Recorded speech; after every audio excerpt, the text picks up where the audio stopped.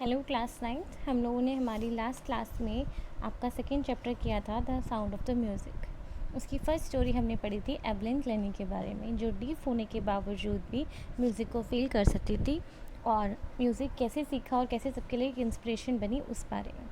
इसी का second part है the shehnai of Bismillah Khan और आज हम उसके बारे में पढ़ने वाले हैं। So let's start. बट इससे पहले do we know all these peoples, ये इनमें से कितने लोग होंगे जो शहनाई या तबला या गिटार या हारमोनियम या सितार या बांसुरी बजाते हैं? Okay, think of the shehnai and the first thing you probably imagine is a wedding. जब भी आप शहनाई के बारे में सुनते हैं तो शायद पहली चीज़ आप इमेजिन करते हैं कोई शादी या कोई occasion. Then it's would be Ustad Bismillah Khan, जो शहनाई के मास्टर थे इस इंस्ट्रूमेंट को प्ले करने में। So let's start. Emperor Aurangzeb banned the playing of musical instrument called pungi in the royal residence, for it had a shrill, unpleasant sound. Pungi became the generic name for reeded noisemakers. Few had thought that it would one day be revived. A barber of a family of a professional musician who had access to the royal palace decided to improve the tonal quality of the pungi. He chose a pipe with a natural hollow stem that was longer and broader than the pungi and made 7 holes on the body of the pipe. When he played on it, closing and opening some of these holes, soft and melodious sounds were. Emperor Aurangzeb ने अपने time पर एक musical instrument हुआ करता था पुंगी, उसे ban कर दिया था क्योंकि उससे बहुत ही भद्दा साउंड आता था, उनको बहुत बेकार साउंड लगता था उसका। पुंगी जो है एक जेनेरिक नेम बन गया कोई भी नॉइज़ शोर मचाने वाले इंस्ट्रूमेंट का। कुछ लोगों ने सोचा था कि ये डे रिवाइव्ड होगा, लेकिन एक बार्बर की फैमिली में एक प्रोफेशनल म्यूजिशियंस में से जो थे उन्होंने रॉयल पैलेस में एक्सेस ले ली और डिसाइड किया कि वो इसकी क्वालिटी को इम्प्रूव करेंगे। उन्होंने उनमें से एक ने एक पाइप को चूज़ किया जो नेचुरल लकड़ी जैसा था, हॉलो स्टीम टहनी की स्टिम जैसा था, जो लॉन्गर होगा और ब्रॉडर होगा, और वो पुंगी से ज़्यादा ब्रॉडर होगा और उसमें 7 होल्स किए। जब उसने उसे प्ले किया, क्लोजिंग एंड ओपनिंग कुछ होल्स को दबा कर कुछ होल्स को खुला रख कर, तो एक सॉफ्ट और मेलोडियस साउंड उसमें से आने लगा। He played the instrument before royalty and everyone was impressed. The instrument, so different from the pungi, had to be given a new name. As the story goes, since it was first played in the Shah's chamber and was played by the Nai, the instrument was named the Shehnai. ये instrument जो है royalty के सामने पेश किया गया और वहाँ पर सभी जो हैं इम्प्रेस हो गए। ये जो इंस्ट्रूमेंट था वो पुंगी से थोड़ा डिफरेंट था, इसलिए उसको नया नाम दिया गया। जैसे जैसे ये कहानी आती बढ़ती गई कि इसको पहली बार एक शाह ने बजाया था, शाह के चैम्बर में बजाया गया था, तो और एक नाई ने बजाया था, विच इज़ कॉल्ड बार्बर इन हिंदी, तो इंस्ट्रूमेंट का नाम रखा गया शहनाई।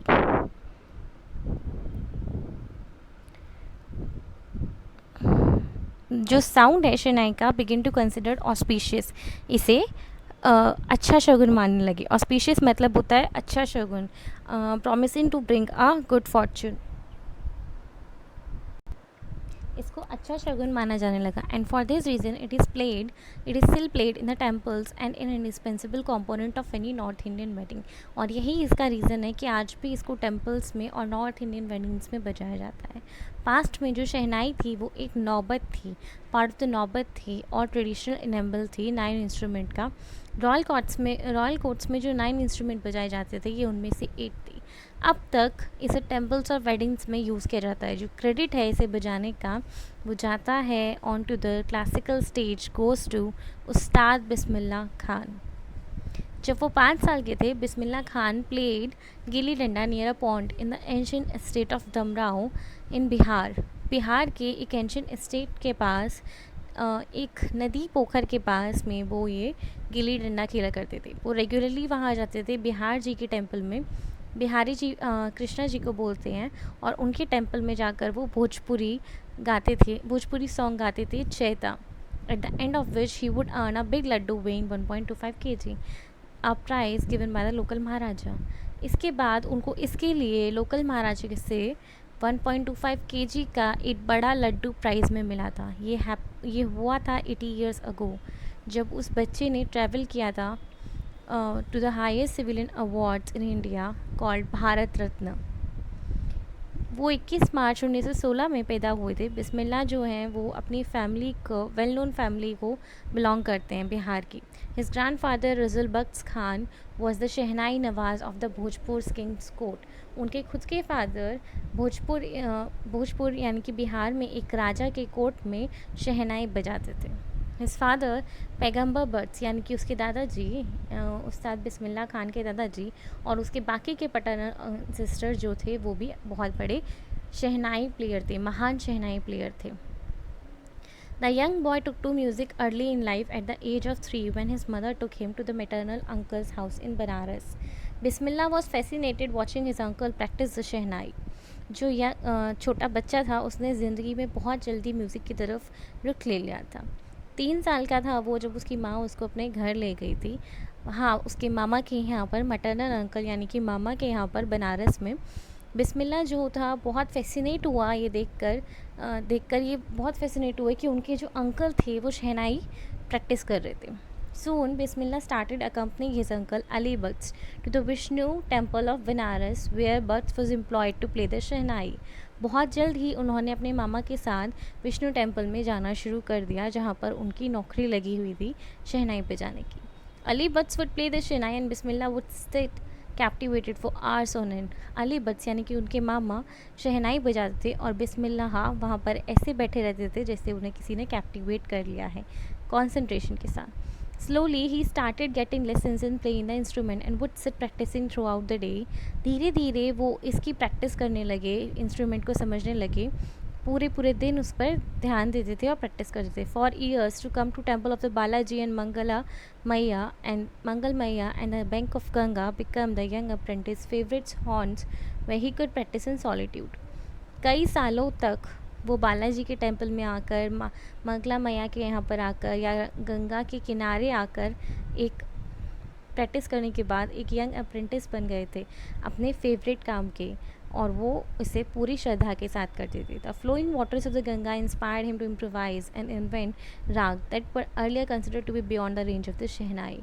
पानी की गंगा मैया में बहते हुए पानी की धारा जो जिससे उनसे जो आवाज़ें उठती थी वो उसे इंस्पायर करती थी इम्प्रूव करने के लिए और नए नए राग इन्वेंट करने के लिए। राग उस टाइम पर जिसे अभी हम नोट्स बोलते हैं म्यूज़िक के नोट्स, वैसे ही उस समय संगीत के राग हुआ करते थे और ये उस टाइम पर इम्पॉसिबल था कि शहनाई पर आप कई राग बजाएं, बट फिर भी वो ऐसी कोशिश करते थे। 14 की एज में बिस्मिल्लाह ने अकम्पनी किया उनके अंकल को to the Allahabad music conference.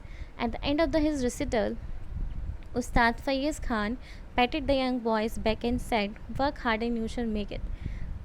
जब ये ख़त्म हुआ तो उस्ताद फैज़ खान ने उनके कंधे को थपथपा कर बोला कि थोड़ा वर्क हार्ड करो, थोड़ा सा मेहनत करो और तुम एक दिन ज़रूर अच्छा कर पाओगे। फिर the opening of All India Radio in Lucknow in 1938 came Bismillah big break. जैसे ही AIR लखनऊ में शुरू हुआ 1938 में, ये बिस्मिल्लाह का बड़ा ब्रेक था। He soon became an often heard shehnai player on radio. वो बहुत जल्द ही ज़्यादा सुनाई देने वाले शहनाई प्लेयर बन गए रेडियो पर। When India gained independence on 15th August 1947, Bismillah Khan became the first Indian to greet the nations with his shehnai. He poured his art out into the Rag Kafi from the Red Fort to an audience which included Pandit Jawaharlal Nehru, who later gave his famous Tryst with Destiny speech. जैसे ही India ने independence लिया, बिस्मिल्लाह खान जो है first Indian बन गए थे nation के शहनाई के साथ, शहनाई बजाने वाले। उन्होंने अपना पूरा दिलो जान लगा दिए राग काफ़ी में रेड फोर्ट में ऑडियंस को एड्रेस करने के लिए, जहाँ पर पंडित जवाहरलाल नेहरू भी थे, जिन्होंने बाद में उनको ट्रिस्ट विद डेस्टिनी की speech the. Bismillah Khan has given many memorable performances both in India and abroad. His first trip abroad was to Afghanistan, where King Zahir Shah was so taken in by the maestro that he gifted him priceless Persian carpet and other souvenirs. Bismillah Khan ने बहुत सारी memorable performances दी हैं India में भी और India से बाहर भी। उनकी फ़र्स्ट अब्रॉड ट्रिप जो थी वो अफ़गानिस्तान में थी, जहाँ पर वहाँ के राजा ज़ाहिर शाह ने उनकी इस मास्टरी पर यानी कि उनके इस टैलेंट पर उनको गिफ्ट किया था वहाँ के बहुत ज़्यादा कीमती पर्सियन कारपेट्स और बहुत सारे और भी चीज़ें जो उनकी मेमोरी में दी जाती हैं। The king of Afghanistan was not the only one to be fascinated with Bismillah music. Film director Vijay Bhatt was so impressed after hearing Bismillah play at a festival that he named a film after the instrument called Goonj Uthi Shehnai. सिर्फ वहाँ के राजा ही जो king of Afghanistan थे वो अकेले नहीं थे कि बिस्मिल्लाह के म्यूज़िक से फैसिनेट हो गए थे। एक फ़िल्म डायरेक्टर जिसका नाम विजय भट्ट था वो भी इतना इम्प्रेस हो गया था कि उन्होंने एक फेस्टिवल में उनका प्ले सुना और उसके बाद अपनी पिक्चर का नाम ही उनके इंस्ट्रूमेंट पे रख दिया, जिसका नाम था गूंज उठी शहनाई। The film was hit and the one of the Bismillah Khan's composition Dil Ka Khilona Hai Toot Gaya turned out to be a nationwide chartbuster. Despite there's a huge success in the celluloid world, Bismillah Khan's venture in film music were limited to two. Vijay Bhatt's Goonjudi Shenai and Vikram Srinivasaha Kannada venture Sanadi Appanaha. I just can't come to terms with the artificiality and glamour of the film world, he says with emphasis. Film बहुत बड़ी hit थी। उसमें बिस्मिल्लाह खान का ही एक composition किया हुआ song था, दिल का खिलौना है टूट गया। ये भी एक नेशन वाइड चार्ट बस्टर बना। इतनी बड़ी सक्सेस के बावजूद भी बिस्मिल्लाह खान के पास म्यूज़िक इंडस्ट्री में, फ़िल्म इंडस्ट्री में सिर्फ दो ही चीज़ें आईं, जिसमें से एक थी विजय भट्ट की गूंज उठी शहनाई और दूसरी थी विक्रम श्रीनिवासन की कन्नड़ वेंचर में बनी हुई मूवी सनादी अपनह, जिसमें उन्होंने ये बोला, जिसके बाद उन्होंने ये कहा कि मैं इस फिल्म वर्ल्ड की आर्टिफिशियलिटी के ग्लैमर में नहीं आ पाया, इनके टर्म्स के साथ ठीक नहीं बैठता। उन्होंने बहुत ज़ोर देते हुए ये कहा। Awards and recognition came thick and fast. Bismillah Khan became the first Indian to be invited to perform at the prestigious Lincoln Center Hall in the United States of America. जो भी अवार्ड्स मिल रहे थे, जितनी पहचान उनको मिल रही थी, वो बहुत ज़्यादा और बहुत तेज़ी से आ रही थी। बिस्मिल्लाह खान फर्स्ट इंडियन बन गए जिनको इनवाइट किया गया to perform at the prestigious Lincoln Center hall in the United State of America. उन्होंने पार्ट लिया वर्ल्ड एक्सपोजिशन मॉन्ट्रियल में, केनेस आर्ट फेस्टिवल में, जो ओसाका ट्रेड फेयर में था। So well known did he become internationally that an auditorium in Tehran was named after him. वो इतनी जल्दी इतनी ज़्यादा स्तर पर जाने लगे, इंटरनेशनली जाने लगे कि एक ऑडिटोरियम तेहरान में उनके नाम के बाद रखा गया। ताहर मस्की उस्ताद बिस्मिल्लाह खान, ये उसका नाम था। National awards like the Padmashri, the Padma Bhushan and the Padma Vibhushan were conferred on him. National awards जो उन्हें दिए गए उनमें से पद्मश्री, पद्म भूषण और पद्म विभूषण थे। 2001 में उस्ताद बिस्मिल्लाह खान को इंडिया का हाईएस्ट सिविलियन अवार्ड मिला, Bharat Ratna. With the coveted award resting on his chest and his eyes glinted with rare happiness, he said, "All I would like to say is, teach your children music. This is Hindustan's richest tradition. Even the West is now coming to learn our music."